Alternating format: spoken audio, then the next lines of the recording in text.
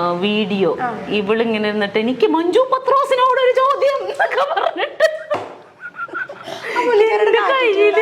എന്റെ കയ്യിലുള്ള നമ്പർ ഉണ്ട് എന്നോട് ചോദിക്കാനായിട്ട് എന്റെ അടുത്ത് ചോദിച്ചാ പോരെ അതിനൊരു അവളുടെ സംശയമാണെങ്കിൽ വിളിച്ചു ചോദിച്ചാൽ മതി. അവളുടെ സംശയമാണെന്നാണ് അവള് പറഞ്ഞത്. എനിവേ എന്റെ മകനായിട്ട് എനിക്ക് വേറെ ആരെയും കാണാൻ പറ്റില്ല എന്ന് പറഞ്ഞത് ഞാൻ തന്നെയാണ്. അത് ബിഗ് ബോസിനൊക്കെ ഒരുപാട് മുമ്പാ, ഒരുപാടല്ല എനിക്ക് തോന്നുന്നു ബിഗ് ബോസിന് പോകുന്നതിന്റെ തലേന്നോ എന്നാണെന്ന് ഞാനൊക്കെ സംഭവം ഞാൻ പറഞ്ഞാണ്. അതുവരെ എനിക്ക് അങ്ങനെ കാണാനും പറ്റില്ലായിരുന്നു. ഒരമ്മമാർക്കും പറ്റിയിട്ടുണ്ടാവില്ല എന്നാണ് എൻ്റെ ഒരു കാൽക്കുലേഷൻ. അതെന്താണെന്ന് വെച്ചാൽ നമുക്ക് പറയാനുണ്ടായ സാഹചര്യം സുനിത ദേവദാസിന്റെ ഇന്റർവ്യൂലോ മറ്റോ ആണ് ഞാനത് പറഞ്ഞു എന്ന് തോന്നുന്നു. അവള് ഓൺലൈനിലോ മറ്റോ ഇന്റർവ്യൂ എടുത്താണ്, എന്താണെന്ന് എനിക്ക് കൃത്യമായിട്ട് ഓർമ്മയില്ല കേട്ടോ. അപ്പൊ ഞാൻ പറയാനുണ്ടായ സാഹചര്യം ഇതേപോലെ നമുക്കിപ്പം ഇത് കുറെ പേർക്ക് റിലേറ്റ് ചെയ്യാൻ പറ്റുമായിരിക്കും. നമുക്ക് എപ്പോഴും ഫോൺ കോളുകൾ വരും. മിക്കവാറും ഈ നമ്മുടെ നമ്പറുകൾ കിട്ടിക്കഴിഞ്ഞാൽ ഇങ്ങനെ വിളിച്ചിട്ട് എല്ലാവരും അല്ല കേട്ടോ, വളരെ കുറച്ച് പേര് വിളിച്ചിട്ട് എനിക്ക് എൻ്റെ സ്വന്തം പെങ്ങളെ പോലെയാണ്, എൻ്റെ മകളെ പോലെയാണ്, സ്വന്തം പെങ്ങളാണ് ഞാൻ അങ്ങനെ. അപ്പൊ ഒരാൾക്ക് ഉള്ളിൽ തോന്നുന്ന ഒരു ഇഷ്ടത്തെ അയ്യോ എനിക്ക് താല്പര്യമില്ല എന്ന് പറഞ്ഞു വെക്കാൻ അവരെ ഹേർട്ട് ചെയ്യേണ്ട കാര്യം നമുക്കില്ലല്ലോ. അപ്പൊ ചേട്ടാ താങ്ക് യു എന്ന് പറഞ്ഞു വെക്കും. പിറ്റേ ദിവസവും വിളിക്കും പെങ്ങളുടെ സുഖം അന്വേഷിക്കാൻ. എല്ലാ ദിവസവും വിളിക്കും പെങ്ങളുടെ സുഖം അന്വേഷിക്കാൻ. അപ്പൊ ആ ഒരു സാഹചര്യത്തിലാണ് ഞാൻ പറഞ്ഞത് അതെന്തിനാണ് അങ്ങനെ ഡെയിലി വിളിച്ച് ഒരാളെ വിളിച്ച് സുഖവിവരം അന്വേഷിക്കേണ്ടത്. പിന്നെ നമ്മൾ എടുക്കാതാവും കോള്, ശല്യമായി മാറും. ചിലപ്പോൾ വീഡിയോ കോളൊക്കെ ചെയ്ത് കളയും. നമ്മൾ എങ്ങനെയാണ് നമ്മുടെ വീട്ടിൽ നിൽക്കണം, അല്ലെങ്കിൽ നമ്മുടെ റൂമിൽ എന്തായിരിക്കും നമ്മുടെ അവസ്ഥ എന്നൊന്നും നമുക്കറിയില്ലല്ലോ. ചിലപ്പോൾ കുളിക്കാൻ കയറുന്ന ടൈമായിരിക്കും വീഡിയോ കോളൊക്കെ ചെയ്യും. അപ്പൊ അതൊക്കെ നമുക്ക് ടെക്നിക്കലി ഇതൊക്കെ ബുദ്ധിമുട്ടല്ലേ. അപ്പൊ അപ്പോഴാണ് ഞാൻ പറഞ്ഞത്, ഇപ്പൊ എന്നെ സംബന്ധിച്ച് എനിക്ക് എൻ്റെ ആങ്ങളെ കാണുന്ന പോലെ എനിക്ക് വേറൊരു ആളെ എൻ്റെ സ്വന്തം ബ്രദറായിട്ട് കാണാൻ പറ്റുമോ? ഇല്ല, പറ്റില്ല. എനിക്ക് എൻ്റെ മകനെ പോലെ എനിക്ക് വേറൊരാളെ കാണാൻ പറ്റില്ല എന്ന് ആ സാഹചര്യത്തിലാണ് ഞാൻ പറഞ്ഞത്. ഓക്കെ, അതിനുശേഷം ഞാൻ ബിഗ് ബോസിന്റെ ഉള്ളിൽ പോയി. കുറേ ബിഗ് ബോസിന് അത് വേറൊരു ലൈഫാടാ. ഇപ്പൊ കൊറോണ വന്നു, നമ്മുടെ വീട്ടില് TV ഉണ്ട്, മ്യൂസിക് സിസ്റ്റം ഉണ്ട്, നമ്മുടെ കുഞ്ഞുങ്ങളുണ്ട്, അച്ഛനുണ്ട്, അമ്മയുണ്ട്, നമുക്ക് ഇഷ്ടമുള്ള സാധനങ്ങൾ ഉണ്ടാക്കി കഴിക്കാം. കള്ളുകുടിക്കുന്നവർക്ക് വീട്ടിൽ മദ്യം ഉണ്ടെങ്കിൽ അതും കുടിക്കാം. ആർക്കും ഒരു പ്രശ്നം ഉണ്ടായിരുന്നില്ല. ആകെ നമുക്ക് പോകാൻ പറ്റാത്തത് നമ്മുടെ വർക്കിംഗ് സ്പേസിൽ പോകാൻ പറ്റുന്നില്ല, റോഡിലേക്ക് ഇറങ്ങാൻ പറ്റുന്നില്ല, കടകളിൽ പോകാൻ പറ്റുന്നില്ല. ഇതായിരുന്നു നമുക്കുണ്ടായിരുന്ന ബുദ്ധിമുട്ട്. ആ സമയത്ത് പോലും ആളുകൾ എന്തോരം ഫ്രസ്ട്രേറ്റഡ് ആയി.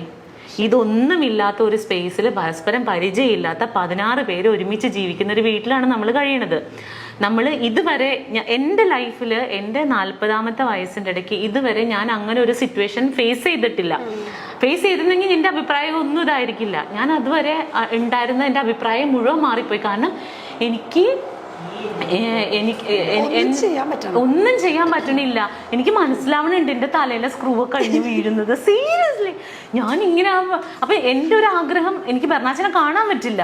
ദൈവമേ, എനിക്ക് അവന്റെ കൈയൊന്ന് അതിന്റെ ഇടയിൽ കൂടി ഒന്ന് കാണാൻ പറ്റുമായിരുന്നെങ്കിൽ ഞാനവിടെ നിന്ന് പൊട്ടിക്കരഞ്ഞിട്ടുണ്ട് കുഞ്ഞിനെ കാണാൻ പറ്റാതെ. കാരണം അപ്പൊ ചോദിക്കും നീ എന്തിനാ പോയെന്ന് ചോദിക്കും. ഞാൻ ഓർത്ത് എനിക്ക് ഈസി ആയിട്ട് അത് സർവൈവ് ചെയ്യാൻ പറ്റും എന്നാണ്. ഇന്നും ബെർണാച്ചന് സ്കൂളിൽ പോയപ്പോ ഞാൻ ടോയ്ലറ്റിലിരുന്ന് കുറെ കരഞ്ഞു. വേറെ ഒന്നുമല്ല, ഞാൻ ഇന്ന് അവിടെ നിന്ന് പോരും, എനിക്കിന്ന് അവനെ കാണാൻ പറ്റില്ല. സ്കൂൾ വിട്ട് വന്ന് കഴിയുമ്പോൾ ഇനി ഞാൻ 10-15 ദിവസം കഴിയുമ്പോഴേ ഒരു ടിഷ്യൂ തരും.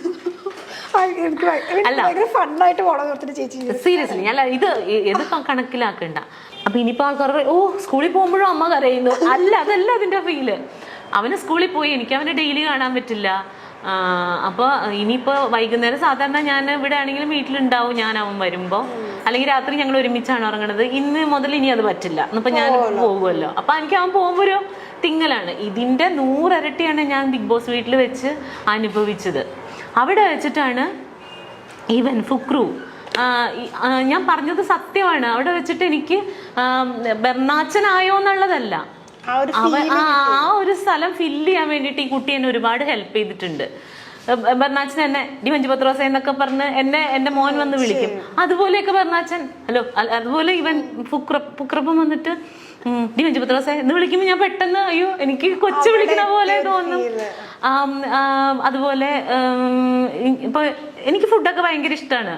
അപ്പോൾ ഇന്നലെ ബർണാച്ചൻ ചോറുണ്ട് കഴിഞ്ഞപ്പോഴത്തേനും ഞണ്ടൊക്കെ എനിക്ക് ഭയങ്കര ഇഷ്ടമാണ്. അപ്പൊ അവൻ ചോറുണ്ട് കഴിഞ്ഞപ്പോൾ അതിൽ നിന്ന് ഒരു കഷ്ണം ഞണ്ടെടുത്ത് എനിക്ക് തന്നു. എനിക്കിഷ്ടമാണെന്ന് അറിഞ്ഞോണ്ടാ.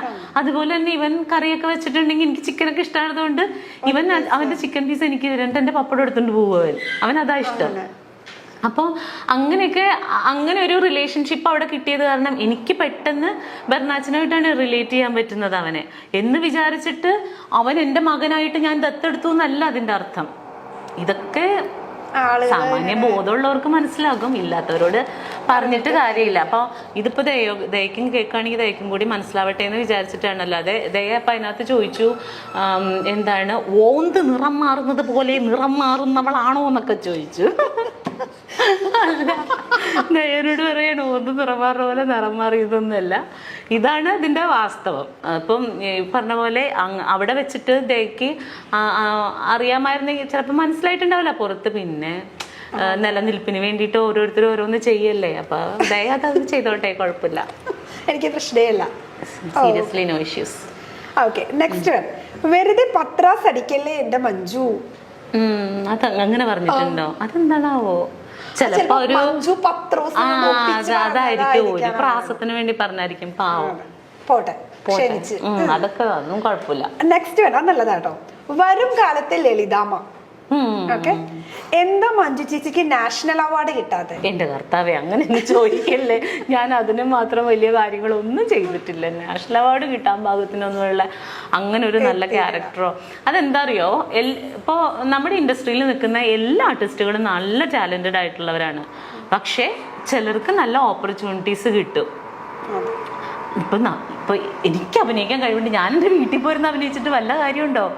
എനിക്കിപ്പോ ചിലപ്പോ അല്ലെങ്കിൽ ഇപ്പൊ ആർക്കാണെങ്കിലും ഇപ്പൊ ലളിതാമ്മ ചെയ്ത പോലെയുള്ള നല്ല ഡെപ്ത് ആയിട്ടുള്ള ക്യാരക്ടർ ഈസി ആയിട്ട് ചെയ്യാൻ പറ്റുമെന്ന് വിചാരിക്കുക. എനിക്കിതിപ്പോ ഒരവസരം കിട്ടിയാലല്ലേ എനിക്കിത് ചെയ്ത് കാണിക്കാൻ പറ്റുള്ളൂ. അപ്പൊ ചിലപ്പോ ഇത് എഴുതുന്ന ആളുകൾക്ക് നമ്മളിൽ അത്ര വിശ്വാസം ഉണ്ടാവില്ലായിരിക്കും, അതുകൊണ്ട് തരില്ല. അല്ലെങ്കിൽ അത്തരത്തിൽ കഥാപാത്രങ്ങൾ ജനിക്കുന്നുണ്ടാവില്ല. പിന്നെ ഒരെണ്ണം ജനിക്കുമ്പോൾ കുറച്ചും കൂടി ബെറ്റർ ആയിട്ടുള്ള ഒരാളിലേക്ക് പോവായിരിക്കും. അപ്പോൾ എപ്പോൾ ചെയ്യുന്നോ വിധി ഉണ്ടെങ്കിൽ കിട്ടും. അങ്ങനെ എന്നെ സംബന്ധിച്ച് എനിക്കെല്ലാം ബോണസാണ് കേട്ടോ. ഞാൻ പറഞ്ഞില്ലേ, ഇപ്പോൾ ചിലർ പറയും അവള് പഴയ കാലം മറന്നുപോയെന്ന്. ഞാൻ ഒരിക്കലും മറന്നിട്ടില്ല. അത് പറയാൻ പറ്റില്ല. അപ്പോൾ ഞാൻ എങ്ങനെയാണ് എന്തായിരുന്നു എന്നുള്ളത് മറ്റാരേക്കാളും വ്യക്തമായിട്ട് അറിയാവുന്ന ഒരാളാണ് ഞാൻ. ഒരിക്കലും ഞാനത് മറക്കില്ല. അപ്പോൾ ഇല്ലില്ല, എനിക്ക് കരച്ചിൽ വരാറില്ല. ഞാൻ അങ്ങനെ ഇപ്പോൾ കരയാറില്ല. അപ്പോൾ ആ ഒരു സാഹചര്യത്തിൽ നിന്ന മഞ്ജു ഇന്ന് നല്ല ഭക്ഷണം കഴിക്കുന്നുണ്ട്, നല്ല വസ്ത്രം ധരിക്കുന്നുണ്ട്, വീട് വെക്കുന്നുണ്ട്, എൻ്റെ മകനെ പഠിപ്പിക്കുന്നുണ്ട്. ഇതൊന്നും ഭയങ്കര സംഭവമൊന്നുമല്ല, എനിക്ക് കിട്ടുന്ന ഗിഫ്റ്റാണ്.